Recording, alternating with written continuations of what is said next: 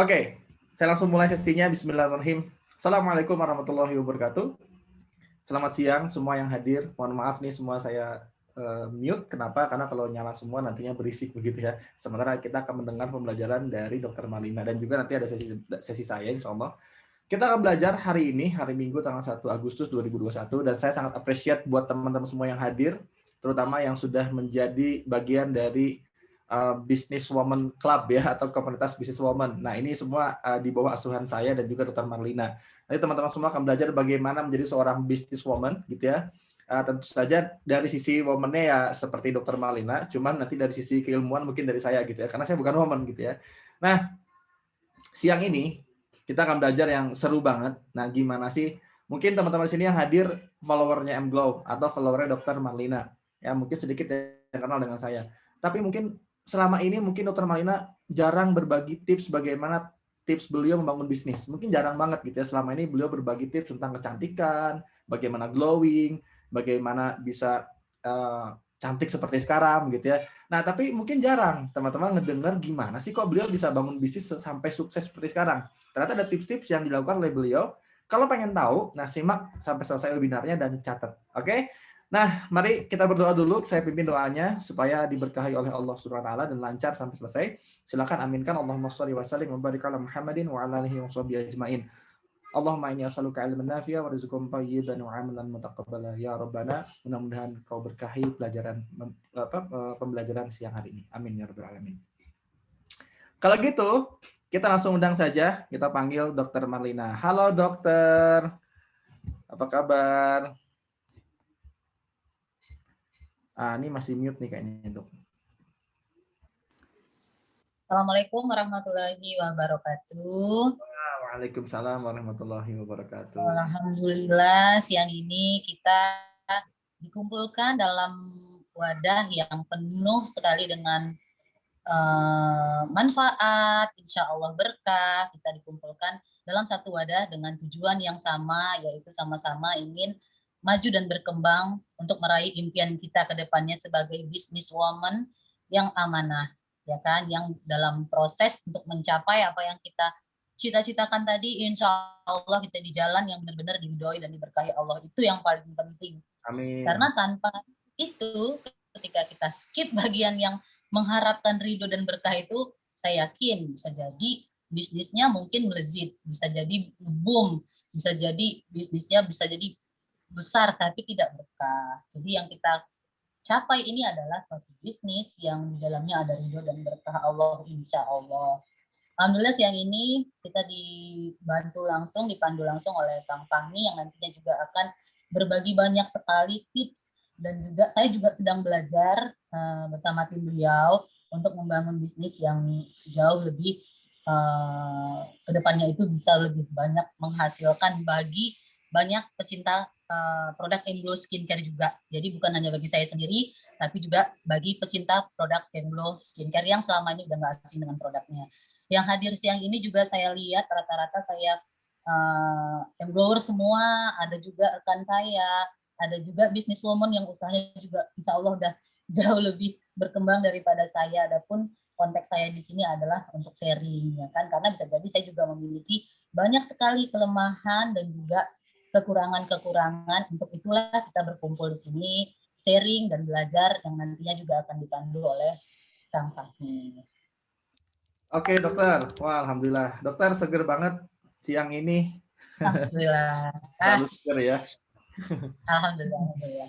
Baik, kita mulai aja ya teman-teman. Silakan siapkan catatannya. Kali ini langsung ke sesinya Dokter Malina. Mungkin kita ngobrol santai aja kali dok ya supaya nyantai. Karena kan ini hari Minggu nih lagi nyantai. Supaya nggak serius-serius amat. Nanti mungkin sesinya seperti saya wawancara, tanya dokter. Nanti dokter tinggal jawab aja gitu ya. Dan saya sudah siapkan juga slideshow-nya yang sudah dokter jawab begitu ya. Oke teman-teman silakan simak. Bismillahirrahmanirrahim. Kita mulai aja. Nah kita mulai dari sini dulu dok.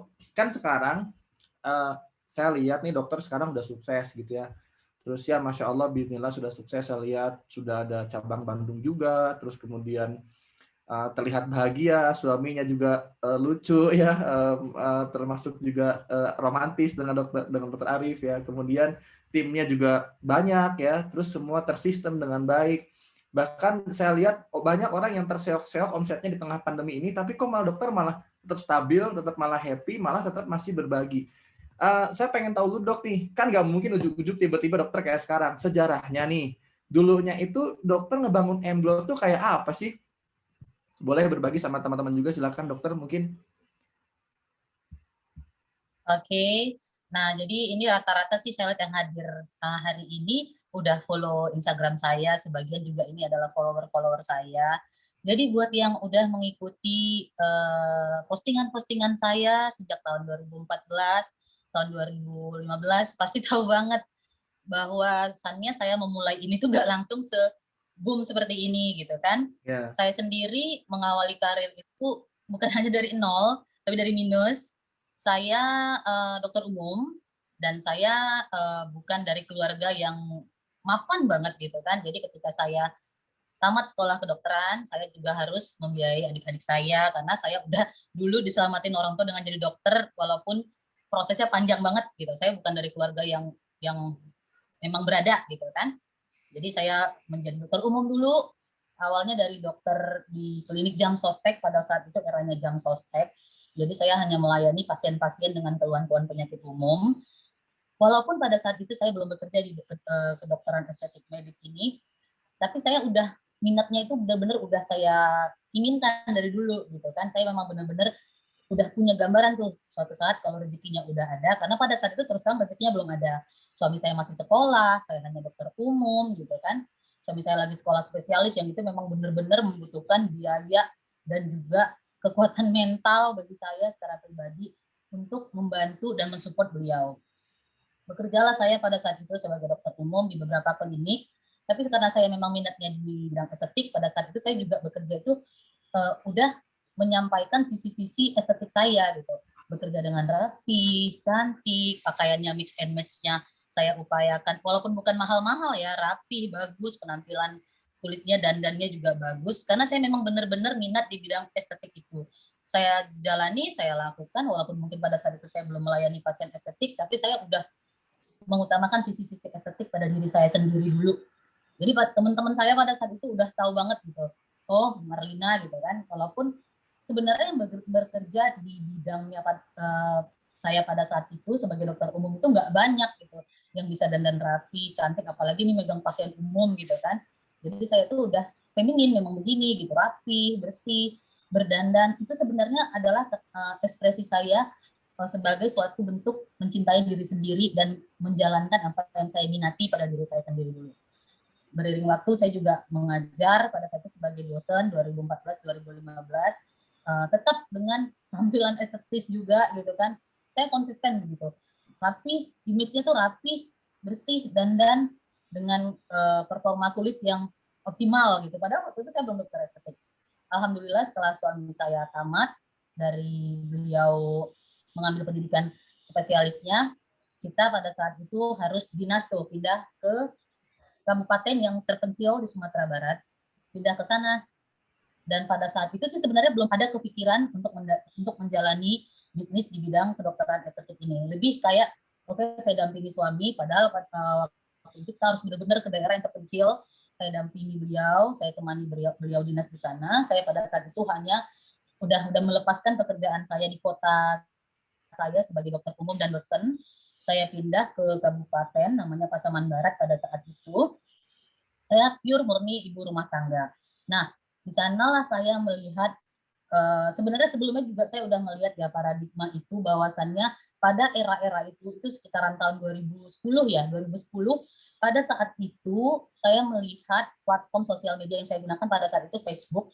Di situ banyak banget orang berjualan krim-krim yang nggak jelas dan itu bukan konteksnya itu bukan di range dan bukan diwakilkan oleh dokter gitu, bukan diawasi oleh dokter. Itu dijual bebas, produk-produk non BPOM itu dijual bebas, luar biasa kacaunya, itu merkuri, isinya yang hidrokinon yang tidak dikawal oleh dokter. Itu merajalela. Pada saat-saat itu pasti semua tahu tuh, tahun 2010 banyak banget krim-krim yang nggak jelas kandungannya apa, dan karena paradigma cantik pada saat itu adalah putih, glowing, pada saat itu belum banyak dan belum ada, bahkan belum banyak dokter yang speak up bicara tentang skincare 2010.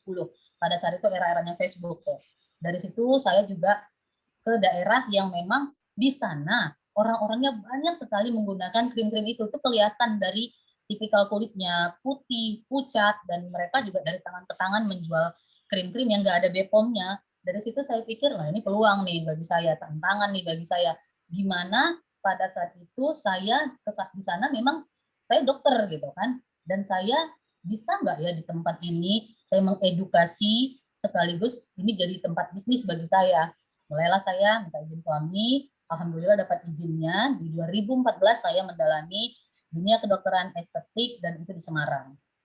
Di sana saya pelajari ilmu itu dan langsung saya praktekkan karena saya nggak mau lupa gitu. Apa ilmu-ilmu apa yang saya dapatin saya langsung praktekkan karena saya memang nggak mau lupa dan nggak mau termanja-manja.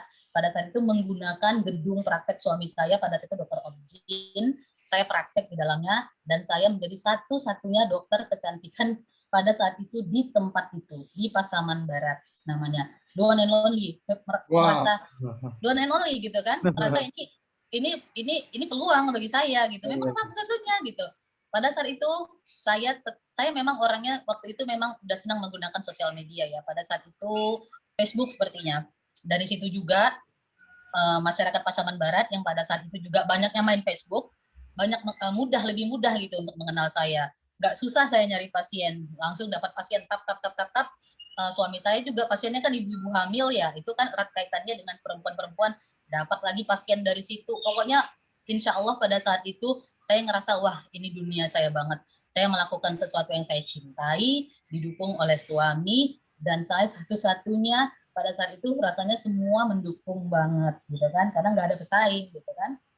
Tibalah di tahun 2016 suami saya memutuskan hijrah ke Bekasi. Padahal pada saat itu saya udah nyaman banget gitu. Wah, aku the one and only, aku udah punya iniku sendiri, pasienku sendiri gitu kan. Ke ibu kota mana mungkin gitu, kayaknya nggak mungkin lah gitu kan. Nanti di sana kita kan harus buat klinik lagi, udah gitu harus cari pasien lagi, saingannya pasti banyak. Tapi tetap karena saya memang prinsipnya ya gimana ada suami saya, gimana dia harus mencari nafkah, saya harus mengiringinya supaya berkah. Dengan berat hati, patah hati terbesar banget pada saat itu sampai depresi. Lagi hamil pula, pindahlah saya ke Bekasi di tahun 2016 dengan kondisi yang prihatin banget. Ngontrak rumah dulu gitu kan. Kita mulai dari nol lagi di situ, benar-benar dari nol lagi. Ya dan saya kembali dengan patah hati terbesar saya harus jadi berumah tangga lagi aja lah, udahlah.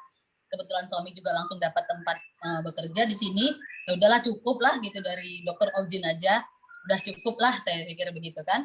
Lalu setelah anak saya lahir, karena pada saat saya hamil ya, anak saya lahir, suami saya yang paham banget bahwasannya saya ini butuh tempat untuk aktualisasi diri gitu kan.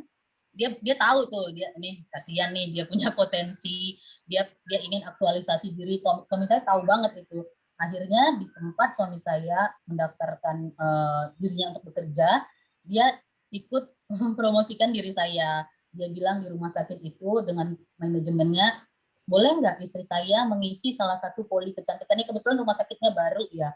Alhamdulillah rumah sakit itu adalah awal saya berkarir, Rumah Sakit Satria Medica. Saya nggak bisa lupakan jasanya tim manajemen Rumah Sakit Satria Medica pada saat itu menerima saya untuk mengisi salah satu poli kecantikannya sebagai dokter kecantikan dan kesehatan kulit dengan satu bed, dengan satu asisten.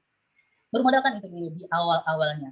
Pada saat itu saya tetap menggunakan sosial media sebagai marketing saya pada saat itu. Instagram, pada saat itu saya sudah beralih ke Instagram karena sepertinya Facebook juga udah mulai ditinggalkan ya pada saat itu ya. Jadi saya mengaktualisasi diri, memperkenalkan diri saya itu di Instagram. Pada saat itu dokter yang memperkenalkan dirinya di Instagram itu di tahun 2016 itu masih sedikit sekali yang mengedukasi menggunakan sosial media sebagai sarana edukasi. Sempat juga dicibir gitu kan, maksudnya dokter kok selfie dulu, dokter kok.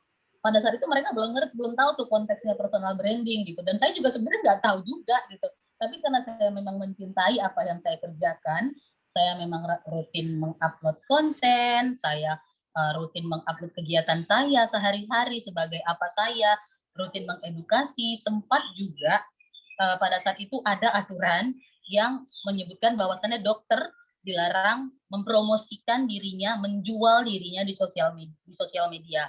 Pada saat itu saya mikir keras tuh, karena memang ada undang-undangnya nggak boleh. Saya mikir keras, gimana caranya saya bisa tetap untuk mengannounce diri saya sebagai apa, menyampaikan edukasi saya, dan berbisnis juga pastinya di sosial media. Saya memilih cara soft selling, saya nggak hard selling, nggak menjuali banget gitu kan. Jadi saya menyampaikannya itu dengan cara yang memang mengambil hati audiens saya dulu gitu, menampilkan sosok saya apa adanya sebagai seorang ibu, sebagai seorang istri, sebagai seorang petarung juga di dunia bisnis saya pada saat itu, walaupun pro kontra gitu kan. Banyak banget yang nggak suka dengan cara saya mungkin menunjukkan aktualisasi diri saya. Kok dokter kerjaannya upload terus ya gitu kan. Saya konsisten, saya tetap menjalankan itu dengan versi saya, walaupun pada akhirnya dunia estetik itu booming karena dokter-dokter lain juga menggunakan platform yang sama untuk aktualisasi dirinya gitu. Saya nggak bilang itu pionirnya saya, enggak ya. Cuma memang pada saat itu semakin banyak ilmu-ilmu yang memang mengajak untuk kita para dokter untuk bisa aktualisasi diri menggunakan platform sosial media yang ada. Semakin banyak juga pecinta dunia estetik, udah semakin banyak juga yang teredukasi tentang skincare yang baik itu bagaimana, ciri-ciri kulit yang sehat itu bagaimana, bukan dari saya aja, tapi juga dari dokter-dokter lain yang jauh lebih interaktif, yang jauh lebih lebih canggih lah gitu kan ilmunya kan. Dan saya mensyukuri keadaan itu, walaupun saya sudah jadi banyak pesaingnya gitu kan. Tapi yang paling penting adalah edukasinya tersampaikan gitu, dan semakin banyak orang-orang yang pola pikirnya itu lebih mengutamakan sehat dulu dari cantik. Udah tahu krem bermerkuri, udah banyak yang tahu gimana caranya untuk bisa mendapatkan kondisi kulit sehat tanpa menggunakan bahan-bahan yang berbahaya. Dari situ saya bekerja dengan 1 asisten dan 1 bed. Alhamdulillah karena pasien saya bertambah, rumah sakit memberi saya amanah, saya diberikan ruangan yang lebih luas dengan tim yang lebih banyak untuk mensupport saya pada saat itu. Pada saat itu sampai 100 pasien sampai malam hari gitu kan. Padahal saya di rumah sakit loh, di rumah sakit, dan pasien-pasien saya itu dari Jakarta yang mereka notabene perawatannya itu di klinik kecantikan yang cantik-cantik banget. Saya di rumah sakit gitu loh, digabung dengan pasien-pasien lainnya. Tapi alhamdulillah banyak gitu, alhamdulillah. Alhamdulillah itu ada faktor ridho dan juga berkah Allah pasti di dalamnya, karena saya di rumah sakit dan itu di Bekasi, di mananya lagi gitu kan. Dan alhamdulillah pasien saya banyak yang mengenal saya, masih banyak yang loyal sampai dengan saat ini masih menjadi pasien saya. Di situ saya juga mulai merilis produk-produk online dengan komposisi yang baik, dengan formulasi yang baik, dan mulai mengupgrade sistem, menggunakan sistem, dibantu dengan tim-tim juga gitu kan, dibantu dengan tim yang darinya 1 tiba-tiba menjadi 5. Pada saat itu masih di rumah sakit, dan saya tetap pada saat mengawal ataupun memandu tim itu tetap dengan ciri khas saya, yang saya itu sampai dengan saat ini mungkin saya belum pernah marah ya. Marah dalam artian ketika pekerjaan tim saya tidak sesuai gitu dengan keinginan saya itu jarang banget menghardik gitu ataupun marah atau menunjukkan ekspresi marah di tempat gitu kan. Saya itu lebih senang mencontohkan langsung aja atau langsung membimbing mereka dengan cara pendekatan ke tim dulu gitu. Saya ingin tim itu merasakan tempat bekerjanya yang capek ini, yang pasiennya banyak banget nggak siap-siap itu, mereka tetap punya pimpinan gitu yang membuat mereka merasa dihargai. Bagi saya itu dulu yang utama. Walaupun saya tahu kerja mereka tuh capek banget menghadapi komplain, tenaganya juga dipakai. Saya yang paling penting pada saat itu saya dekat dengan mereka dan mereka punya pimpinan yang membuat mereka itu tenang dalam bekerja, nggak sikit-sikit merasa aku lagi dinilai nih gitu kan, aku bakalan dimarahin nih. Dan cara saya menyampaikan kepada mereka bagaimana cara melayani yang tepat itu adalah bukan saya dengan menulis atau memberikan mereka job description harus begini, harus begini, harus begini, tapi saya menunjukkan langsung, mencontohkan langsung. Secapek apapun kita, sebanyak apapun pikiran di rumah, kita pada saat bekerja tetap harus menjadi pribadi yang menyenangkan. Menyenangkan bagi customer, menyenangkan bagi tim di dalamnya, ramah, humble, rendah hati, nggak panas, nggak cepat panas, nggak cepat marah gitu kan. Kadang ada, karena kadang saya juga pernah dulu punya pimpinan ya, karena pada saat saya bekerja dengan orang, pimpinannya di sosial media dengan pimpinannya pada kenyataannya itu tidak sama gitu kan, sering marah, sering menghardik gitu kan, gampang memberikan punishment gitu. Walaupun kesininya saya memang akhirnya punya tim yang lebih banyak kan setelah saya berhasil membangun Emblo, dan saya mulai punya sistem dan punya manajemen dan ada HRD, dan itu lebih sifatnya itu saya nggak langsung berhubungan dengan tim saya.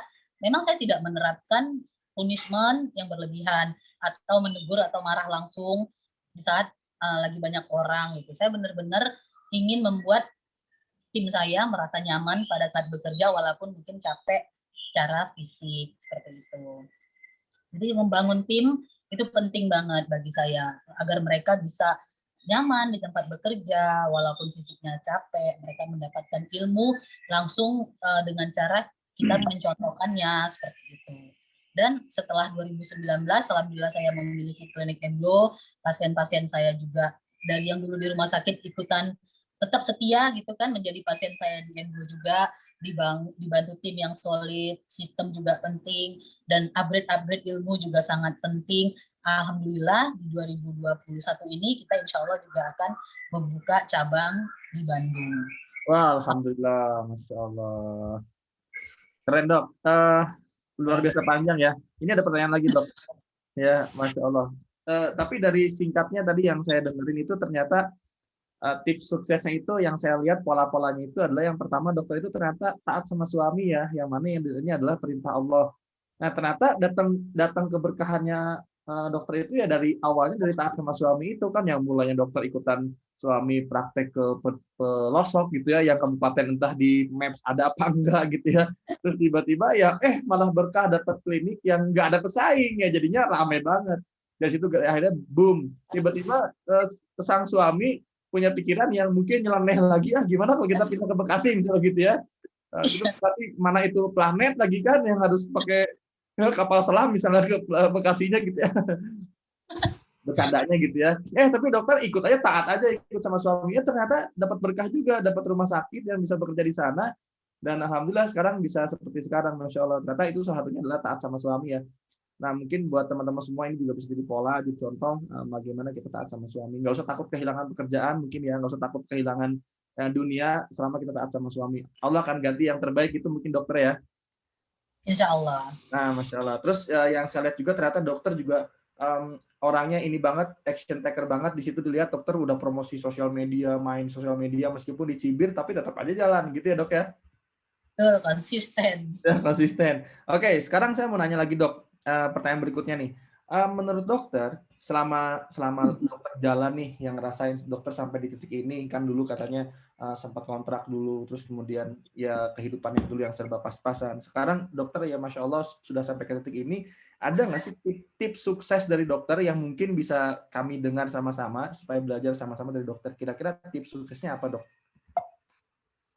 Alhamdulillah. Kalau saya sih nyebutnya ya sukses ya, memang alhamdulillah bagi saya ini sukses gitu kan, karena ini lebih dari impian saya gitu kan.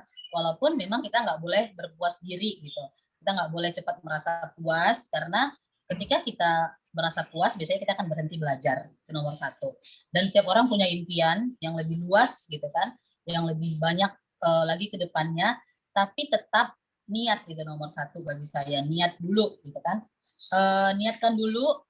Setelah kita konsisten menjalani apa yang kita cintai gitu kan, dan totalitas dalam setiap tindakan kita gitu, kita harus mencintai dulu apa yang kita kerjakan. Kita harus tahu benar gitu kan apa yang kita kerjakan ini. Jangan sampai kita menjalani pekerjaan kita itu dengan bersungut-sungut, kita nggak bahagia gitu. Yang paling penting dulu kita harus mencintai apa yang kita kerjakan. Itu poin penting yang nggak bisa ditawar-tawar lagi. Karena ketika kita tidak mencintai apa yang kita kerjakan, sering menggerutu gitu kan, sering ngedumel gitu, biasanya berkah atau rezeki yang kita terima itu juga tidak akan baik untuk badan kita gitu ya kan. Cintai dulu, terus belajar juga secara konsisten gitu kan dari ahlinya. Jangan pernah merasa saya paling-paling gitu. Tetap belajar. Saya paham betul kekurangan saya gitu. Jadi saya meng-hiring orang-orang yang memang bisa mensupport pekerjaan saya gitu. Saya berbagi dengan mereka yang lebih ahli. Jangan malu gitu, tanya, lalu eksekusi, tanya, eksekusi. Karena memang sejatinya manusia itu tidak akan mungkin menjadi lebih baik dari dirinya sendiri ketika dia tidak belajar, gitu kan. Lalu mengikuti perubahan-perubahan yang ada, tren apa, mungkin berbeda. Seperti saya dulu mainnya di Facebook, ketika saya tahu orang-orang udah bermain Instagram, saya bermain Instagram. Kita harus menyadari betul tren yang ada. Banyak sekali yang berubah terkait ya apakah itu kebiasaan, hobi gitu kan, minat-minat audiens kita gitu. Kita harus sadar betul itu semua mengalami perubahan, nggak ada yang stagnan gitu. Dan kita harus bisa mengikuti tren itu tanpa melepaskan ciri khas kita gitu. Kita nggak perlu berubah gitu jadi orang lain, tapi kita perlu merubah diri kita menjadi versi yang lebih baik, mengikuti tren yang ada gitu. Dalam artian tetap menjadi diri sendiri. Dan belajar itu pasti paling penting, itu harus nggak bisa ditawar-tawar. Memahami benar kelemahan kita apa, itu juga harus kita sadari. Kalau kita sudah sadar kekurangan kita apa, kita belajar juga. Jangan bertahan di zona nyaman, lalu konsisten, continue dalam menjalani. Niatnya juga harus lurus demi kemaslahatan, demi manfaat. Jangan egois gitu kan. Kalau saya egois, mungkin niat saya bekerja itu hanya untuk diri saya sendiri gitu. Tapi ketika saya tidak egois, saya bekerja itu niatnya dulu untuk membahagiakan keluarga gitu, saat ke suami, untuk anak-anak juga, untuk orang tua yang utama. Biasanya akan banyak jalan yang terbuka gitu, karena ini bukan konteksnya hanya untuk membahagiakan diri kita sendiri. Mungkin rezeki kita nggak banyak, tapi rezeki anak, rezeki suami, rezeki orang tua, rezeki orang-orang yang bergantung pada kita itu bisa jadi jalannya itu melalui kita. Jadi niatkan dulu yang pertama, saya membuka lapangan pekerjaan ini adalah supaya saya bisa memberikan manfaat yang banyak untuk orang-orang ini gitu. Jadi niat dulu aja, jangan sampai ada niat saya pengen egois gitu kan. Ya harus saya dulu dong yang bahagia gitu. Kalau saya bilang sih utamakan niatnya adalah untuk orang-orang yang kita sayangi, manfaatnya dulu untuk orang banyak apa, baru kita jalani bisnis yang kita pilih saat ini, itu nomor satu. Dan libatkan Allah dalam semua urusan kita, itu sangat penting. Libatkan Allah itu maksudnya begini, banyak yang kemarin itu DM nanya ke saya, dok maksudnya libatkan Allah itu bagaimana? Kalau sholat itu memang kewajiban ya, kalau menurut saya sholat itu kewajiban, puasa itu kewajiban. Tapi ketika kita memulai suatu bisnis ataupun memulai suatu niat, kita tuh kalau nggak ada keikhlasan atau rasa pasrah atau rasa tawakal ke Allah, ada rasa ragu atau misalnya malah merasa kayaknya nggak mungkin deh gitu kan, itu tandanya kita nggak melibatkan Allah gitu dalam apa yang kita cita-citakan.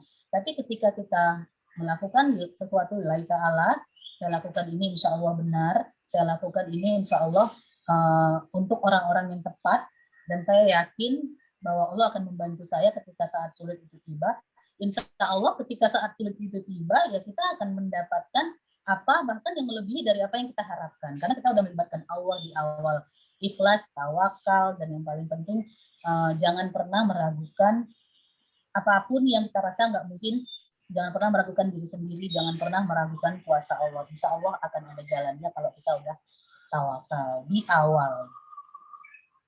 Oke, Masya Allah. Nah, mungkin juga dokter punya tips, jangan ngapain aja nih, jangan dilakukan apa aja supaya ini nih pola-pola yang salah, nanti bisa ketemu sama gagal nih. Kira-kira apa aja nih dok? Jangan ngapain aja nih. Nah, jadi itu tadi udah saya sebutkan juga di awal, ya kan. Nggak boleh kita itu kalau jangan lakukan ini, jangan dilakukan dulu. Jangan sampai kita memaksakan diri atau bekerja ataupun melakukan sesuatu di tempat yang kita tidak cintai. Kita nggak boleh tidak mencintai pekerjaan kita. Jika memang tidak ada kesempatan mungkin untuk kita pindah dari tempat kerja kita saat ini, ataupun memang belum ada kesempatan untuk mendapatkan pekerjaan sesuai dengan yang kita inginkan, cintai dulu gitu, supaya bisa berkah gitu kan. Cintai dulu tempat kita bekerja, lingkungannya, menimbulkan rasa cinta juga. Jangan sampai kita jadi orang toksik di tempat kita bekerja gitu kan. Kalau bisa kitalah orang yang memang memberikan angin segar di tempat kita bekerja, dicintai oleh lingkungan sekitar gitu, ditunggu-tunggu kehadirannya, dan sampai ketika kita datang orang udah langsung males gitu kan ngelihat kita. Jadi upayakan kita mencintai apa yang kita kerjakan dan dicintai oleh lingkungan tempat kita bekerja. Lalu jangan malu, jangan males belajar, jangan merasa nggak mungkin. Itu adalah barrier yang ketika awal udah membuat kita putus dari rezeki gitu. Jadi semangat aja, jangan sampai ada rasa kayaknya nggak mungkin deh, saya nggak bisa lah saya nggak mungkin bisa gitu. Kalau udah ada kata-kata itu biasanya itu merupakan tembok yang akan menghalangi kita dari rezeki yang sebenarnya berada di depan mata. Jangan sampai juga ada rasa besar kepala ataupun cepat puas. Karakter kita dalam berbisnis atau dalam melayani itu memang harus sesuai dengan apa yang kita harapkan dari orang-orang yang berinteraksi di dalamnya. Jadi ketika kita merasa besar kepala, sombong, cepat puas, ketika kita mengapresiasikan diri juga kelihatan banget arogan gitu kan, itu akan mendatangkan orang-orang yang sifatnya sama gitu. Ketika kita besar kepala, cepat puas, sombong gitu kan, menyampaikan wawasan dan ide kita pada saat kita berjualan dengan cara yang benar-benar emosional gitu kan, kelihatan banget kompetitifnya gitu kan, menjatuhkan sana sini gitu, dan tabiat-tabiat buruk lainnya biasanya kita akan berkumpul dan dikumpulkan dengan audiens yang sama pula gitu kan. Kita akan ketemu klien-klien yang begitu juga, yang memang sifatnya itu suka mengkritik, dikit-dikit protes, marah besar ketika hasil yang diinginkan nggak dapat gitu. Karena ya memang itu adalah ada hukumnya gitu kan, hukum ketertarikan. Kita hanya dipertemukan, kita hanya akan berkumpul, kita hanya akan mendapatkan reaksi yang sama sesuai dengan yang kita sampaikan. Bagaimana kita memperlakukan orang lain, begitu juga lah yang pasti akan kita dapatkan.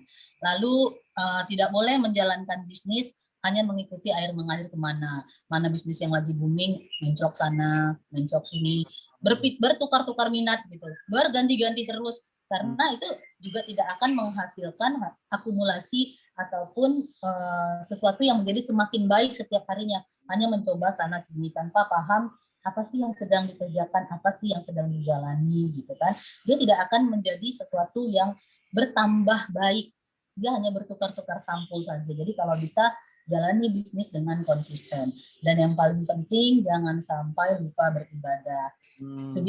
Itu sebenarnya itu kunci yang paling penting. Jadi jangan sampai kita men-skip sholat, jangan sampai kita gara-gara bisnis kita sampai lupa minta sama Allah, minta sama yang memberi rezeki, itu jangan sampai kita lupakan. Itu poin yang paling penting. Oh, Masya Allah. Saya juga lihat ternyata memang di Emblo tuh menerapkan banget hal ini. Jadi dokter luar biasa. Bukan cuman bicara aja, tapi benar-benar dokter mengatakan apa yang dilakukan gitu, teman-teman. Masya Allah ya. Nah, ini mungkin saya mau punya pertanyaan terakhir, dokter nih, untuk berbagi sama teman-teman semua yang hadir siang ini. Pertanyaannya adalah, yang saya lihat nih, yang saya tahu selama bekerja sama bersama dokter yang hampir 6 bulan ini, saya lihat ternyata dokter itu kalau beli sesuatu itu ya cash, luar biasa. Terus kemudian dokter nggak mau, Masya Allah, yang nggak mau berhubungan dengan riba. Nah, tapi kan itu tentu aja buat orang-orang yang di luar sana, lah dokter enak, punya banyak duit. Nah, orang mungkin akan mencibir seperti itu. Padahal yang dulunya juga kan dokter nggak gini-gini amat, dulu kan penuh perjuangan. Nah, tapi boleh nggak dok berbagi tips gimana sih cara dokter mengatur keuangannya, sehingga kok bisa sampai sekarang apa-apanya belinya cash gitu ya, nggak mau kredit, sampai ya udah kalau nggak ada uang dulu ya udah nanti aja gitu. Nah itu boleh dibagikan bersama kami tipsnya dok, silakan. Ya, alhamdulillah. Memang suami saya dari pada saat kita pindah hijrah ke Bekasi, beliau juga hijrah segala sesuatunya. Beliau mengupayakan kalau kita dalam berniaga gitu, dalam berdagang, dalam memulai sesuatu itu kita mengupayakan tidak menggunakan sistem riba seperti itu. Sempat sih riba dulu awalnya pada saat kita belum paham benar, dan ketika suami sudah berniat tidak riba, masih niat aja, biasanya tuh kemudahan-kemudahan lainnya itu akan menyusul gitu. Ketika beliau berniat aja dulu, kita jangan riba ya gitu. Alhamdulillah, kemudahan-kemudahan itu, pintu-pintu rezeki itu terbuka pada saat itu. Dari kita hanya merencanakan, udah kita berhenti nyewa, yuk kita beli rumah, satu lantai ada satu tingkat aja, rumah minimalis saja gitu. Yang penting kita nggak nyewa dulu, nggak usah bertingkat atau gimana, yang penting kita nggak nyewa dulu. Dan pada saat itu kita akan memikirkan supaya nggak riba gitu kan.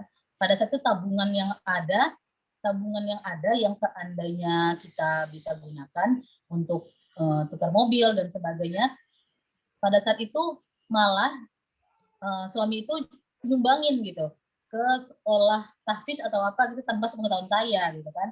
Dan begitu saya bilang, kita bisa dong ini ya, upgrade mobil dan bisa dong ini kita ambil rumah yang agak lebih leluasa dikit, walaupun riba dulu nih niatnya gitu kan, untuk DP-nya doang. Terus dia bilang, uangnya udah nggak ada gitu kan, saya udah nyumbangin ini semua ke sekolah itu gitu. sempat Masya Allah. sempat bingung gitu. Ini kita baru pindah ke Bekasi, saya hamil besar, saya belum bekerja, saya juga nggak kerja gitu kan, uang yang seada-adanya malah disumbangkan gitu kan, disumbangkan, dan memang disumbangkan gitu. Dia ngeliatin bukti-buktinya, mau nangis, mau marah, tapi dia bilang, saya ingin kita pindah ke sini itu Allah ridho aja dulu gitu kan. Masya Allah. Walaupun kita nggak tahu nanti uangnya dari mana lagi. Dan alhamdulillah ketika pada saat itu kita memutuskan pindah nih dari rumah kontrakan ke rumah yang tadinya mau dibeli satu tingkat aja, Allah kasih kemudahan ketemu dengan uh, orang yang menjual rumahnya baru, nggak pernah digunakan sama sekali. Pada saat itu rumah pertama saya ya, nggak pernah digunakan sama sekali, dan itu bagus banget. Dan si bapaknya ini memberi kemudahan banget dari sistem pembayarannya. Alhamdulillah gitu, ketika niatnya aja dulu udah bener, niat udah bener kayak tadi dikatakan Kang Fahmi di awal, insya Allah tuh akan ada jalan-jalan yang akan membuka gitu untuk doa-doa kita. Dan itu yang pertama ya, niat. Jadi niatkan dulu.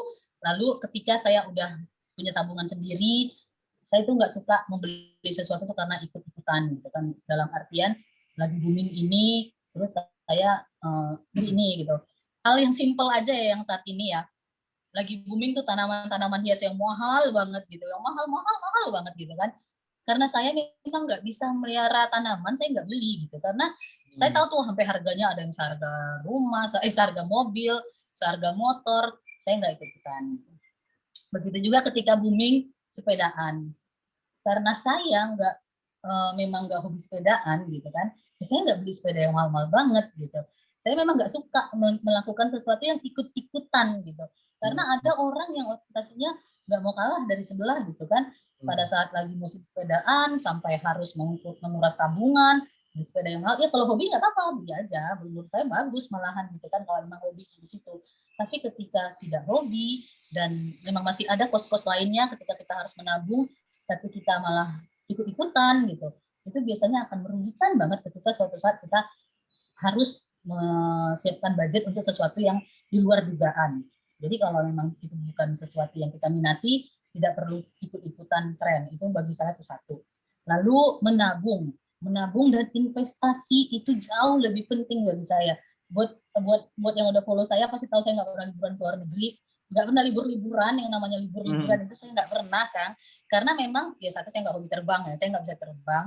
Tapi kalau saya memaksakan sebenarnya bisa aja pada saat saya liburan, yang saya juga nggak nyalahin orang yang liburan ya, yang traveling, nggak nyalahin banget. Tapi ketika kita punya impian, kita punya misi, kita punya visi apa.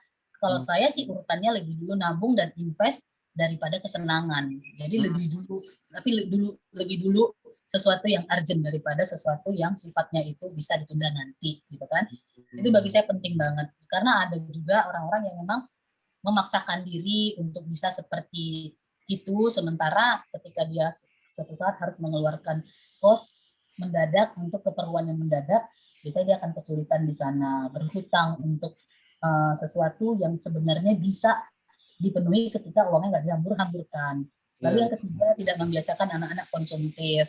Saya tidak membiasakan anak-anak saya memakai baju yang brand-brandnya terlalu mahal, terlalu mewah, karena walaupun saya menggunakannya karena saya butuh ya untuk aktualisasi diri, untuk personal branding saya, tapi untuk anak-anak saya tidak biasakan memaksakan diri mereka untuk menggunakan sesuatu yang mahal-mahal, tidak membelikan mereka sesuatu kalau itu bukan bentuk apresiasi akan keberhasilan mereka. Misalnya mereka hafal surat Quran apa, baru saya berikan sesuatu. Kalau tidak, ya saya tidak akan berikan. Jadi mengajari anak-anak juga supaya nggak konsumtif, dan suatu saat kalau misalnya amit-amit, tapi kalau ayah ibunya diuji dengan ujian rezeki yang tiba-tiba kita nggak dapatkan lagi, anak-anak ini nggak kaget gitu. Itu saya upayakan banget.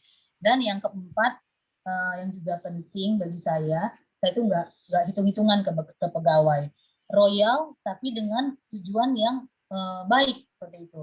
Saya gimana ya? Saya tahu susahnya mencari uang. Saya tahu sulitnya keadaan ketika kita ibu juga ikut menjadi tulang punggung ataupun ibu menjadi ikut mencari rezeki mendampingi suami gitu.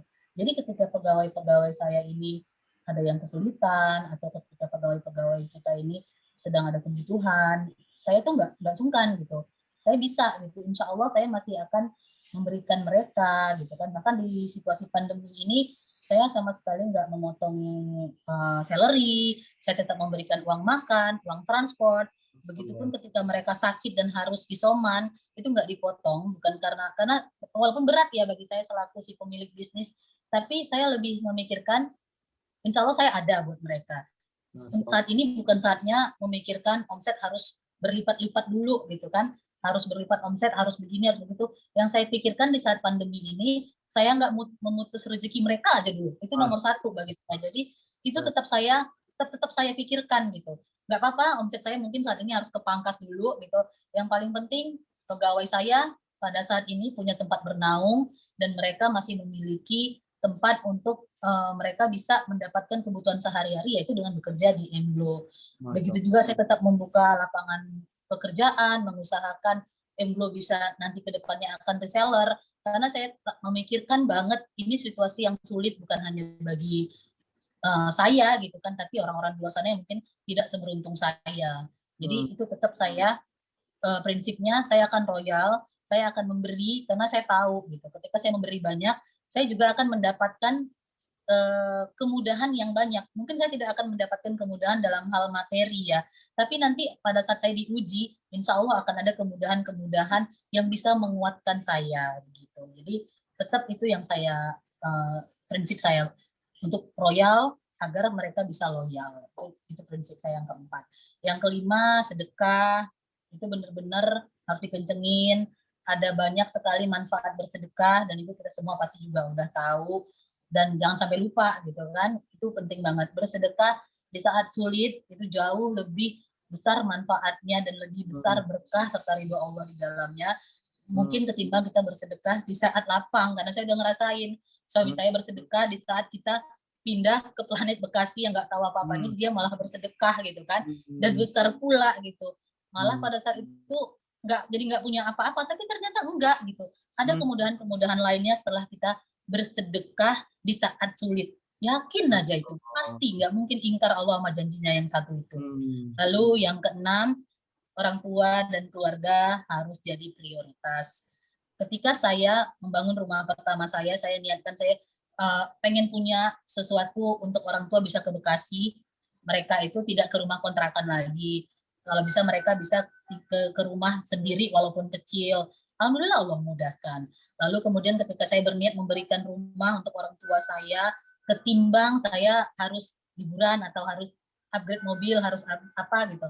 Lagi-lagi Allah mudahkan. Jadi niatkan dulu membahagiakan orang tua, membahagiakan keluarga.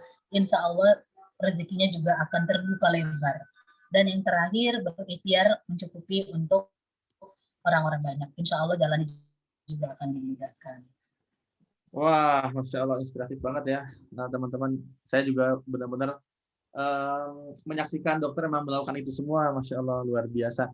Jadi yang saya ingat sih dari yang dokter sharing barusan tuh yang benar-benar penting yang saya nyimak gitu dok ya.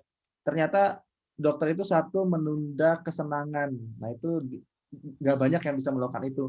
Apalagi orang yang baru ngerasa ya istilahnya dalam tanda kutip OKB mungkin dok ya. Orang kayak baru, dapat duit banyak nih, beli inilah, beli itulah. Ternyata dokter tuh enggak. Sehingga sekarang ya bisa cash ini itu ya karena dulunya tuh menunda kesenangan. Bahkan sampai sekarang pun dokter gitu ya. Emang saya lihat sih dokter kok nggak kemana-mana gitu ya. Ternyata ya itu salah satu tips dokter untuk menunda kesenangan. Sementara saya banyak lihat dok, ada yang ke sana lah, ke sini lah, ada yang macam-macam. Tapi dokter kok nggak kemana-mana, paling ke Bandung gitu ya. Masya Allah, alhamdulillah. Stress rilis saya itu di rumah aja bersama keluarga. Itu stress rilis saya sebenarnya. Wah, luar biasa. Dan ternyata sedekah di saat lagi sulit ya itu benar-benar sampai semuanya itu disedekahkan untuk semuanya Kang. Ya, Masya Allah. Oke, teman-teman semua, kita sudah menyimak bagaimana dokter berbagi ini semua materi yang buat saya ini luar biasa, bahkan lebih dari teknikal ya. Karena dokter secara teknikal pemasaran, tapi kalau secara dokter estetiknya itu luar biasa jagonya. Tapi kalau secara teknikal pemasaran, dokter tuh sebenarnya itu banyak banyak istilahnya banyak nanyanya. Karena kan saya mendampingi beliau di sisi digital marketing, banyak nanyanya. Tapi ya itu ternyata 80% penentu kesuksesan kita itu bukan teknikal teman-teman, tapi adalah di yang tadi itu, di mulai mindsetnya, mentalnya, cara beliau bekerja bagaimana. Teknikalnya bisa kerjasama sama orang gitu, nggak usah kita yang jago gitu. Alhamdulillah saya lihat dokter ternyata mempola itu semua. Oke, sekarang sebelum kita membuka pertanyaan, di sini ada banyak yang nanya nih dokter nih. Mungkin sebelum ke sana, saya mau berbagi juga sama teman-teman semua yang hadir siang ini, karena janjinya juga begitu. Saya akan berbagi dikit aja, kalau saya nggak banyak. Saya juga izin mungkin akan memperkenalkan diri, mungkin nggak tahu ini siapa, kok ngomong tiba-tiba gitu ya. Karena di sini banyak yang blower semua, ya fansnya dokter Malina, tiba-tiba iki sopo gitu ya. Maka saya harus memperkenalkan diri dulu, teman-teman silakan ini mungkin saya cuma sebentar aja, ya hanya melengkapi sesi dokter Malina aja ya dari sisi marketingnya. Kalau tadi dokter Malina dari sisi apa namanya dari sisi pengalaman beliau. Nah, sekarang saya akan berbagi dari sisi saya sebagai digital marketer di Indonesia. Oke, perkenalkan teman-teman semua, saya adalah Fahmi Hakim. Saya adalah founder dan CEO dari PT Kelasbos Digital Inspirasi, yang dimana di bawahnya membawahi kelasbos.com dan juga Fahami Digital. Ini adalah digital marketing agency, yang saat ini juga kerjasama dengan Dr. Malina untuk handle Mglow selama beberapa bulan ini. Hampir 6 bulan saya bareng sama beliau untuk bagaimana menghandle digital marketing. Alhamdulillah, saya alhamdulillah masya Allah ya dengan bantuan digital marketing ya untuk bisnis digital marketing agency, kemudian platform learning, kelasbos.com dan juga sekarang lagi partneran sama dokter namanya skincare. Tapi bukan punya saya, ini partneran sama dokter dan juga saya ada terbaru essential oil. Ini semua bisnis saya teman-teman, ini perkenalan aja.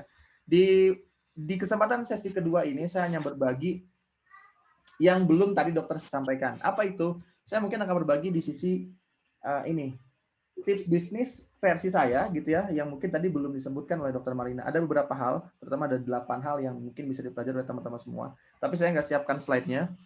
8 hal itu yang pertama, niat yang lurus itu sama seperti Dokter Marina sampaikan. Alhamdulillah sampai saat ini saya juga Masya Allah sudah mencapai goals, impian-impian yang saya inginkan sebelumnya gitu ya, yang qadarullah biiznillah Allah izinkan di usia sebelum 30 tahun, Masya Allah, Allah mengizinkan saya mencapai impian A, B, C, D gitu ya. Itu semua atas izin Allah. Nah, terus apa sih yang dilakukan?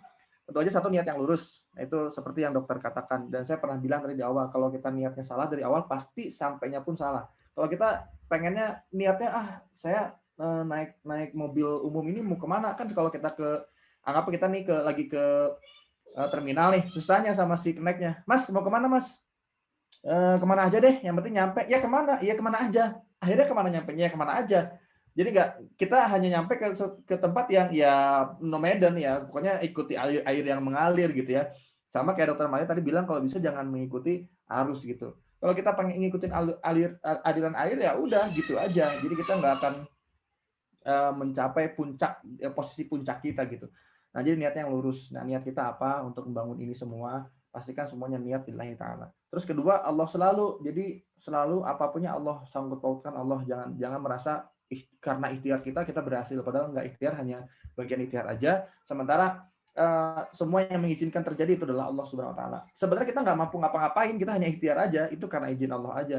Dokter Marina juga sebenarnya untuk memasarkan juga sebenarnya nggak banyak nanya gitu, tapi Allah pertemukan dengan saya, dan saya pun juga sebenarnya nggak ngerti tentang skincare itu apa, tapi karena akhirnya kita dipertemukan itu dengan bantuan Allah, ya akhirnya jalan gitu ya.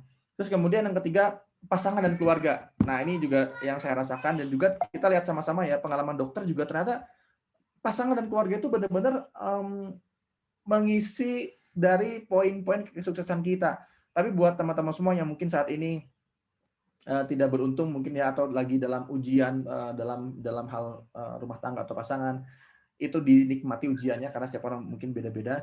Tapi yang saya rasakan dan juga mungkin kita lihat sama-sama bersama dokter, ternyata pasangan itu benar-benar kunci dari sukses kita. Dan saya percaya di mana ada karena perempuan itu ya, bagi laki-laki itu adalah supporter yang benar-benar luar biasa. Tadi lihat Dokter Malina mensupport suaminya sampai seperti itu, dan ternyata itu menjadi keberkahan buat beliau. Dan saya rasakan seperti itu. Jadi semua Masya Allah di atas dukungan istri saya. Dokter Malina pun begitu. Di mana Dokter Arif didukung oleh Dokter Malina dan sebaliknya. Itu menjadi kunci sukses. Dan juga keluarga kita, karena ada orang tua, kan adik-adik, di mana kita mengutamakan keluarga, jangan melulu mikirin perut sendiri gitu ya. Terus kemudian yang berikutnya adalah, nah ini yang mungkin nggak sempat dibahas sama Dokter Malina tadi, adalah produk dan bisnis yang valid.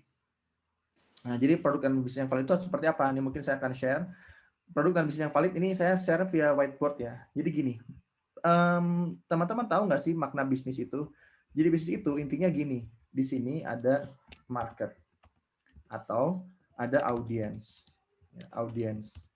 Nah, ini market dan audiens itu mereka tentu aja punya keinginan, kan benar ya, punya masalah dan punya keinginan. Nah, mereka itu punya masalah, punya masalah, dan mereka punya keinginan. Nah, ini market nih. Sekarang tiba-tiba, misalnya, inspiring banget nih Dokter Malina bisnisnya. Oke, aku mau ikutan bisnis. Tiba-tiba teman-teman membuat bisnis di mana bisnisnya ini itu, mohon maaf ya, di awal itu idealis.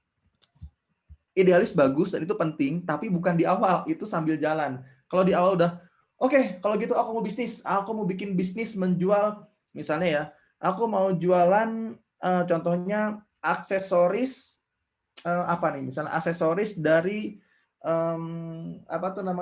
dari tulang-tulang ikan misalnya gitu ya, tulang-tulang ikan yang sudah puluhan tahun misalnya contoh ya, karena teman-teman punya saudara nelayan yang mana punya tulang-tulang ikan yang bagus gitu ya, udah lama gitu, yang tua, saya mau bikin aksesoris itu. Nah, tapi kan orang nggak butuh gitu, nggak ada orang yang punya masalah menyelesaikannya dengan tulang ikan, kecuali yaitu ada obat gitu ya, itu idealis. Atau contoh lain, oke nih, aku yakin nih, ini baju yang aku desain ini pasti laris, padahal baju nih. Sementara mungkin market nggak suka atau pasar nggak suka. Ya itu menurut kita aja bagus, kita desain seolah-olah bagus, padahal orang lihat apaan sih gitu ya. Nah, jadi jangan idealis. Nah, sebenarnya kita harus tahu market valid. Nah, produk dan market yang valid itu di sini sisinya. Jadi waduh, gambar saya ini kurang bagus ya. Jadi kita gambar lagi deh. Nah, kita harus membangun bisnis dan produk yang valid. Nah, jadi di sini ada irisan, di mana valid itu di sini nih irisannya nih. Ya, artinya dia adalah ketemu tuh antara kebutuhan atau permasalahan market di sini ketemu. Nah, ketemu antara apa yang dibutuhkan di sini produk kita, ini bisnis kita. Apa yang dibutuhkan atau masalah apa yang dialami oleh market, keinginan apa yang mereka inginkan, dan bisnis kita bisa memenuhinya, maka ini akan ketemu dan ini akan menjadi bisnis yang profitable. Gara-gara inilah akhirnya kita akan mendapatkan revenue atau penghasilan revenue yang profitable gitu. Nah, kenapa Dokter Ramayana bisa sesukses ini? Ya, salah satunya juga selain yang tadi beliau paparkan, itu bisnisnya profitable karena ketemu nih antara market perempuan itu banyak banget dan mereka banyak yang mengalami kerusakan pada wajah, mereka banyak yang terpapar sama merkuri, terus kemudian bahan-bahan yang mungkin tidak seharusnya. Terus tiba-tiba Dokter Malina hadir di kampung yang mana kampung itu juga mungkin bukan mungkin jarang lagi, nggak ada lagi dokter estetik yang proof gitu ya. Akhirnya Dokter Malina buka di sana. Ini menjawab pertanyaan masalah selama ini. Wah, ini yang ditunggu-tunggu gitu. Wah, ini ada dokter kecantikan nih, mau gitu. Mungkin selama ini mereka harus pergi kemana dulu untuk dapat kecantikan yang worth it. Tapi tiba-tiba ada hadir Dokter Malina kayak, wah, ini yang saya tunggu-tunggu nih. Nah, sehingga itu benar-benar jadi peluang besar. Kenapa ya tadi tuh? Ada validasi di sini di antara market yang butuh, masalah yang dihadapi, mereka pengen, tiba-tiba kita hadir. Nah, jadi ini yang jadi peluang, yang jadi penting juga. Silakan teman-teman mau bikin bisnis apapun silakan, tapi pikirkan dulu marketnya siapa, mereka ini punya masalah apa, bisnis kita hadir ini apakah menjawab masalah mereka atau enggak, gitu. Atau teman-teman daripada pusing nanti bisa bergabung bersama kami di M-Glow Skincare, bisa berjualan produk-produk dari M-Glow. Nanti kita bahas bagaimana caranya, tapi nggak sekarang, masih ada waktu, masih tunggu. Kita akan buka dalam beberapa waktu ke depan. Silakan tungguin aja, pantengin terus Instagramnya M-Glow dan juga Instagramnya Dokter Malina ya. Nah, itu kalau nggak mau mikir panjang nih, karena marketnya udah ada, produknya udah ada, tinggal jualan aja. Tapi kalau mau bikin sendiri, mau bikin bisnis sendiri, ya silakan aja, lihat dulu marketnya siapa. Itu ya. Nah, itu tips suksesnya nih, supaya bisnis kita nih jalan gitu ya, nggak jong. Ada yang kan baru mulai bisnis, tapi kok saya nggak sukses ya? Ternyata setelah dilihat produknya, produknya nggak dibutuhin orang, buat apa jualan ini gitu ya. Terus kemudian yang berikutnya adalah keberanian. Karena keberanian itu kunci penting. Kalau nggak punya keberanian, mending jangan bisnis deh, gitu ya. Kenapa? Karena mungkin teman-teman akan merasakan bisnis itu yang dipikirkan oleh orang-orang itu akan seperti ini. Wah, Dokter Marlina indah banget ceritanya, gitu ya. Nah, misalnya juga saya juga Masya Allah, bismillah di usia sebelum 30 tahun sudah mencapai impian-impian saya. Mungkin orang mikirnya gini, wah enak ya, usia 22 tahun misalnya bisnisnya apa, tiba-tiba oh enak ya usia 25 tahun udah punya apa. Wah enak ya sudah 27 tahun sudah punya anak, sudah beli ini, sudah beli itu. Wah enak ya usia 30 tahun sudah punya ini, sudah punya itu, sudah bisa begini begitu, udah punya perusahaan macam-macam. Orang lihatnya gini. Tapi teman-teman ternyata bukan gitu. Perjalanannya gini. Gini, gini, gini, gini, gini, gini, gini, gini gitu. Udah nggak karuan. Udah kadang-kadang harus mikirin gimana gaji karyawan, udah kadang-kadang harus bayar hutang, udah kadang-kadang wah udah pusing banget. Apalagi sekarang tiba-tiba dihantam oleh badai yang menurut saya ini badainya paling sulit sepanjang masa dialami oleh UKM se-Indonesia. Nah, ini menurut data ya. Jadi badai yang terbesar untuk UMKM itu adalah saat ini, pada saat pandemi. Dan ini hampir udah setahun lebih kan, hampir 2 tahun ya. Itu kita merasakan wah gitu, badai yang memukul, akhirnya omset menurun, terus kemudian pembelian menurun karena orang yang membatasi pembelian, menahan pengeluaran keuangan. Akhirnya apa? Membuat itu banyak yang drop dan banyak yang lesu. Kuncinya cuma satu, kita harus berani, berani terus berjalan. Dan berani itu nggak sekonyong-konyong, wah gue berani nih. Nah, ternyata berani itu adalah merefleksikan diri bahwa kita yakin bahwa selalu ada Allah kemanapun kita berjalan. Jadi karena ada Allah jadi berani. Ya kalau nggak ada Allah, nah itu yang kita nggak berani gitu ya. Nah itu penting banget. Jadi kalau nggak siap nih, nggak berani, mending jangan deh. Latihan dulu keberaniannya dengan cara membuat keputusan yang besar. Sama seperti tadi dicerita Dokter Malina, Dokter Arif bagaimana memutuskan berani untuk pindah ke Bekasi, dan keberanian yang berikutnya adalah memutuskan untuk semua tabungannya disedekahkan untuk lembaga tahfidz ya, yang mana juga beliau juga nggak tahu nih rezeki balasannya cepat apa enggak, tapi berani aja lillahi ta'ala, ya Allah saya yakin, bismillah, keberanian karena yakin ada Allah gitu ya. Terus kemudian kemauan belajar. Kalau nggak mau belajar, ini semua kan tadi kita lihat ya, kalau lurus begini kan enak nih, sementara di perjalanan kan kusut gini kan. Nah, untuk meluruskan yang kusut-kusut ini, ya setidaknya jangan kusut banget lah, jadi minimalnya beginilah, begini naik turun gitu, rapi lah gitu, naik turun rapi sampai akhirnya lurus gitu, tapi nggak kusut-kusut banget. Nah ini yang kusut-kusut banget itu adalah yang tanda-tandanya orang nggak mau belajar, karena dia muter sama ilmu dia sendiri, karena kita ini sebenarnya sampai mati pun nggak akan cukup ilmu yang kita miliki. Jadi muter-muter sama muter lagi, karena kita mentok di situ. Tapi kalau kita mau belajar, akhirnya ketemu solusi, oh begitu caranya. Jadi akhirnya mulai lurus. Jadi benang yang awalnya kusut mulai terurai, oh begitu. Nah, saya lihat di Dokter Malina juga sama, mau belajar. Sampai sekarang belajar terus, bahkan hampir tiap hari. Mungkin timnya ngerasa keteteran tuh. Kadang A, kadang B, belajar ini, belajar itu gitu. Tapi ya begitulah tipsnya. Kemudian kecepatan dalam action. Nah ini juga nggak bisa dipungkiri, apalagi sekarang udah zamannya digital, udah zamannya sekolahnya online, belanja semua online, beli makan via online, bahkan nonton juga online, nggak datang ke bioskop, bahkan konsultasi dokter pun via online. Sama Dokter Malina via Zoom konsultasinya. Itu semua udah versi online. Sekarang kalau kita actionnya lambat-lambat nanti deh, udahlah nggak mau, saya mah nanti aja, udah nggak mau bikin TikTok, udah malas bikin Reels, udah malas bikin ini itu tuh udah mending ketinggalan aja. Sementara kita lihat ya Dokter Malina sampai sekarang itu yang beliau ngerasa saya udah bukan usianya Kang, selalu bilang itu sama saya. Tapi masih mau diminta untuk bikin reels, bikin aja, cuek aja. Mungkin ada orang yang cibir, mungkin ada orang komen bodoh amat, action aja gitu. Nah itu harus cepat ya teman-teman. Nah ini kuncinya. Dan kalau dengan kecepatan tadi, kalau kita punya action yang cepat, maka ini jadi saya punya analogi kayak gini. Kalau orang rata-rata dia mencapai gini ya, kalau orang rata-rata misalnya dia punya impian nih. Nah, ini analogi aja. Misalnya dia punya impian begini. Nah, dia misalnya di usia 30, dia punya impian misalnya beli rumah, contoh aja ya. Beli rumah anggaplah seharga 5 miliar misal. Kalau kita bicara miliaran gini jangan takut ya, jangan gede banget, jangan, karena ada Allah ya. Mau ada duitnya nggak ada duitnya kan cuma ngomong doang, 5M, bisa lah gitu. Nah, kalau kita nggak action cepat, kita nggak mau belajar, mungkin perjalanannya akan panjang. Ini muter-muter begini, muter-muter balik lagi ke sini, muter-muter balik lagi ke sini. Bahkan mungkin nggak pernah sampai. Kalaupun sampai lama banget. Ini mungkin akan tercapai dalam waktu mungkin misalnya 20 tahun, 30 tahun. Itu nggak salah, tapi ya kita memakan waktu yang banyak. Sementara sekarang udah serba cepat. Kalau kita mau belajar dan actionnya cepat, itu ibaratnya kita ngambil jalan kalaupun gini nih, walaupun kita naik turun tapi kita mempercepat perjalanan. Yang harusnya mungkin 20 tahun itu singkat menjadi cuma 5 tahun gitu. Kerasanya kok 5 tahun ya baru nyampe. Ya bandingkan kalau kita nggak belajar lebih lama lagi. Nah, itu kalau kita analogi nggak mau belajar dan nggak mau action dengan cepat. Oke, itu aja. Terakhir saya mau berbagi tips bagaimana supaya relevan di tengah pandemi seperti sekarang. Itu kuncinya cuman satu aja, tiga teman-teman. Satu adalah keimanan. Kita harus meyakini bahwa ini adalah sudah takdir Allah, ya, qada dan qadar yang harus iman, kita yakin.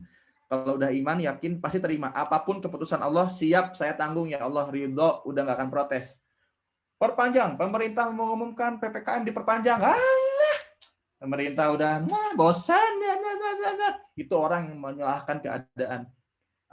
Kritik boleh sama siapapun silakan, dengan pemerintah itu silakan. Cuman kalau kita menyalahkan orang lain dengan keadaan diri kita, tuh kan gara-gara ini nih saya jadi turun omsetnya. Memang ada benarnya juga, tapi ada faktor di dalam yang mungkin harus diperbaiki. Contohnya kata Dokter Malina, itu nggak mikir gimana caranya motong gaji, tapi malah mikir gimana caranya supaya saya tetap bisa membayar gaji normal, bahkan untuk yang isoman pun dibayar tetap. Dibanding orang yang mikirnya gimana caranya saya supaya memotong gaji, cara yang ngomongnya gimana ya, cara ngomongnya enak. Itu kan beda kan? Kenapa? Karena kita meyakini bahwa itu semua pasti sudah takdir Allah dan kita harus menerimanya, tinggal mikir gimana caranya nih supaya tetap jalan gitu ya.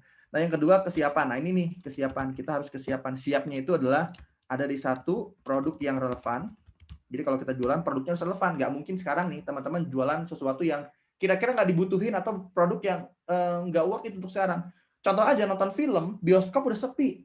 Sekarang orang nonton pindahnya ke Netflix, ke Viu, nonton drakor ya, nonton film-film layar lebar macam-macam itu di Netflix atau tempat-tempat lain. Udah bukan ke bioskop lagi. Nah, itu orang udah nggak relevan. Sekarang kalau ngeyel nih, saya mau investasi triliunan untuk bikin bioskop, itu namanya zong, itu namanya konyol. Ya, sementara orang udah nggak butuh ke sana. Nah, carilah produk yang relevan. Kemudian penawaran yang relevan. Penawaran yang relevan. Jadi kita harus relevan menawarkan sesuatu. Kayak misalnya kalau udah tahu nih orang nontonnya via online, terus kita masih nawarin aja kayak gitu. Nah, terus penawaran yang relevan tuh kayak apa? Contohnya sekarang orang udah di rumah, sekolahnya di rumah, terus mereka jenuh di rumah, terus mereka udah ngerasa dari pagi sampai pagi lagi bareng sama keluarga. Coba pikirkan penawaran-penawaran yang kira-kira relevan untuk di rumah supaya mereka nggak bosen. Makanya kalau bikin konten-konten pemasaran, contohnya kalau skincare nih, misalnya teman-teman bisa bikin tips bagaimana perawatan di rumah. Karena orang lagi di rumah, bukan tips bagaimana perawatan saat traveling. Orang lagi nggak traveling kok. Nah, jangan sampai kita ngaco, nggak nyambung. Orang lagi di rumah ngomongin traveling. Nah, kita bikin penawaran yang tepat. Kemudian yang terakhir adalah keajaiban. Nah, ini cuman ini doang, keajaiban. Jadi kita hanya bisa menjemput keajaiban ya, bukan keajaiban. Keajaiban ini bukan cuma menunggu ya Allah mudah-mudahan ada keajaiban. Enggak. Keajaiban itu adalah dijemput keajaiban dengan cara apa? Dengan cara ikhtiar. Gitu. Ikhtiarnya adalah yang maksimal dimulai dari ikhtiar bumi dan langit ya. Tadi itu dokter bilang dengan sedekahnya maksimalin lagi susah, terus ikhtiarnya juga dimaksimalin di bumi ini. Bagaimana kita mau belajar, mau action dan seterusnya. Oke, itu aja mungkin ya sharingnya, mudah-mudahan manfaat ya. Nah, ini saya mau berbagi info sama Dokter Malina bahwa kita sebentar lagi akan buka peluang reseller dari AppGlow. Mungkin dokter mau menyampaikan sesuatu, Dok. Peluang reseller ini gimana nantinya? Ya, kita sebentar lagi doakan aja sistemnya semua berjalan dan bisa segera open reseller bagi teman-teman yang ingin menjadi business owner yang bergerak di bidang yang relevan seperti tadi yang Kang Fahmi bilang gitu kan. Di era pandemi, bahkan sebelum pandemi, di saat sosial media menjadi sebuah keharusan tempat orang berekspresi, aktualisasi diri, baik itu sebelum pandemi bahkan sekarang setelah pandemi, sosial media itu digunakan sebagai ajang aktualisasi diri. Dan bisnis di bidang skincare ini adalah bisnis yang tidak bisa dikatakan pada saat pandemi ini tidak terpengaruh gitu loh. Karena semua orang masih beraktualisasi via sosial media, bahkan yang tadinya jualannya offline sekarang malah jadi online gitu kan. Dia harus perform gitu. Dia harus perform, harus memperlihatkan wajahnya gitu kan di sosial media, entah itu TikTok, entah itu Instagram. Kebutuhan skincare itu tetap malah meningkat di era pandemi ini. Kalau masalah kesanggupan atau banyak yang sudah terkena krisisnya, memang iya. Tapi kebutuhan skincare itu malah tetap menjadi kebutuhan yang diminati di era yang pandemi ini. Jadi nggak usah takut gitu. Makanya saya malah saya kepikiran gimana kalau Emblo dijadikan peluang bisnis nih bagi mereka yang terkena dampak pandemi ini, karena yang membutuhkan masih sangat banyak. Bisnis yang tidak terkena malah tetap meningkat peminatnya di era pandemi itu ya skincare, produk kesehatan, suplemen kesehatan. Itu adalah produk-produk yang nggak usah takut, itu akan banyak sekali peminatnya. Ditambah lagi, Embro juga udah punya nama, dan pendirinya sendiri juga orang yang memang tidak langsung booming gitu kan, ada prosesnya gitu, dan paham benar bagaimana menciptakan produk yang memang berkualitas dengan formulator yang kelas dunia, produk yang baik, hasilnya benar-benar dirasakan oleh peminatnya, dan dibantu juga nanti oleh coach, dan juga seperti yang Kang Fahmi sekarang lakukan akan dibantu terus maintenance-nya ke depannya oleh mereka yang ahli di bidangnya, jadi nggak usah takut. Mudah-mudahan dengan saya buka peluang bisnis menjadi reseller atau partner bisnis di Emblo Skincare, saya bisa memberi lebih banyak manfaat lagi, lebih banyak berkah untuk Emblower semua, untuk meraih impian-impian apa aja sih yang ingin diwujudkan. Seperti Masya itu. Allah. Kita bikin hashtag mungkin yang cocok gini, Dok. Kita bikin hashtagnya Raih Impian Bersama Emblo. Wah, cocok nggak tuh? Keren ya. Benar, insya Allah. Oke, terakhir sebelum nutup nih webinar, ini ada pertanyaan karena tadi saya janji mau jawab pertanyaan mumpung sebelum azan di sini. Kalau di saya bentar lagi azan, masih punya waktu kira-kira 4 menit, 3 menit. Dok, pertanyaannya gini, mungkin singkat dari dokter. Gimana dok caranya bagi yang merintis usaha agar tetap bertahan di antara persaingan? Dokter dari dokter gimana dok? Nah, benar, itu penting banget. Kadang ketika kita menyadari bisnis kita ini banyak banget kompetitornya, mereka lebih kreatif, mereka lebih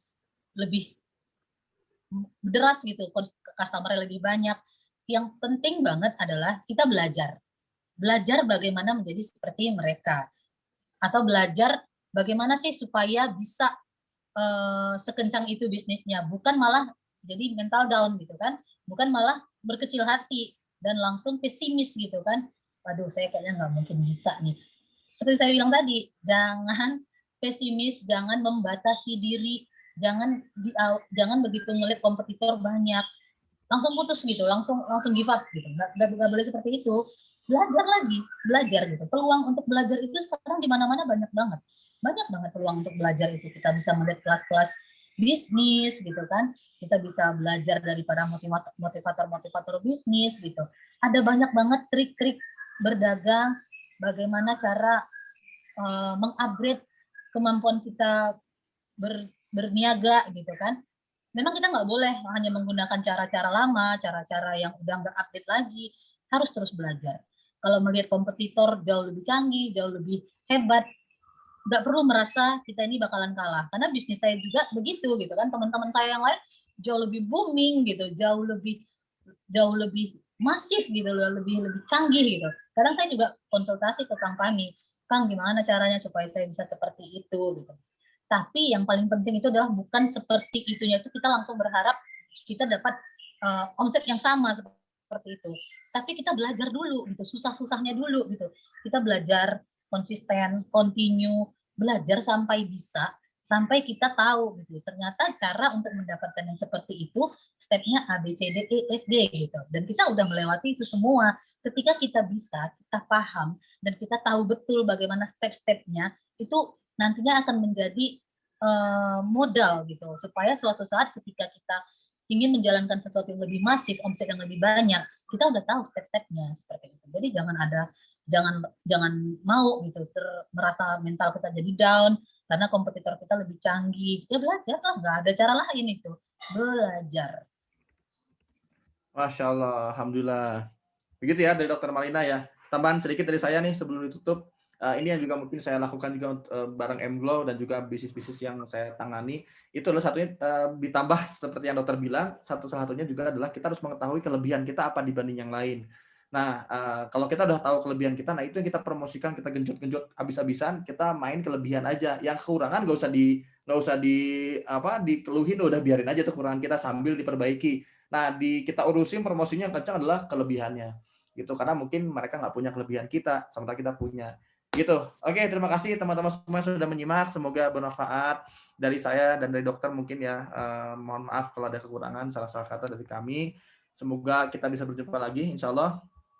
Mungkin ada pesan, tips terakhir dari dokter, mungkin quote atau apa gitu dok?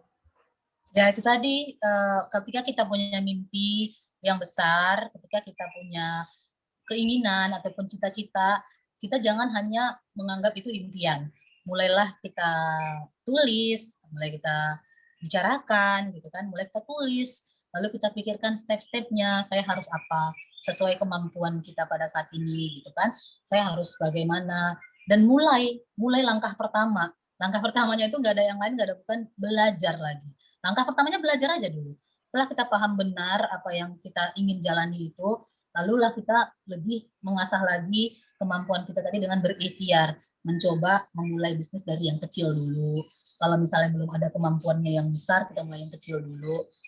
Kecil tapi konsisten, continue, kita lakukan berulang-ulang terus, kita upgrade terus cara penawarannya, kita belajar terus, kita tampilkan kelebihan kita apa, kenapa gitu kan, kenapa saya ada di bisnis ini, kelebihannya apa, terus, pasti sesuatu yang dilakukan secara kontinu nggak mungkin nggak ada yang nyangkut, nggak mungkin nggak ada yang nggak kena.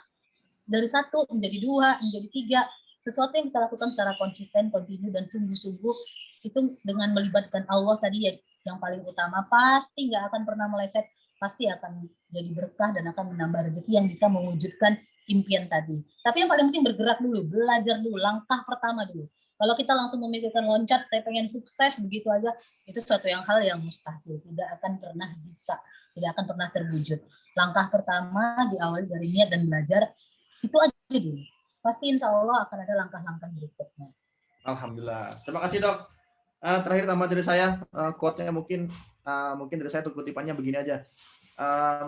Seringkali sukses bukan terjadi karena ilmunya saja, tapi karena pergerakan yang Anda buat. Jadi jangan cuma belajar aja, tapi take action. Udah belajar, males, rebahan lagi. Ya kalau pengennya rebahan, ya udah jangan mimpi-mimpi yang tinggi. Terima kasih teman-teman. Subhanakallah wa bihamdik. Terima kasih buat semua yang hadir sore hari ini. Assalamualaikum warahmatullahi wabarakatuh. Waalaikumsalam warahmatullahi wabarakatuh.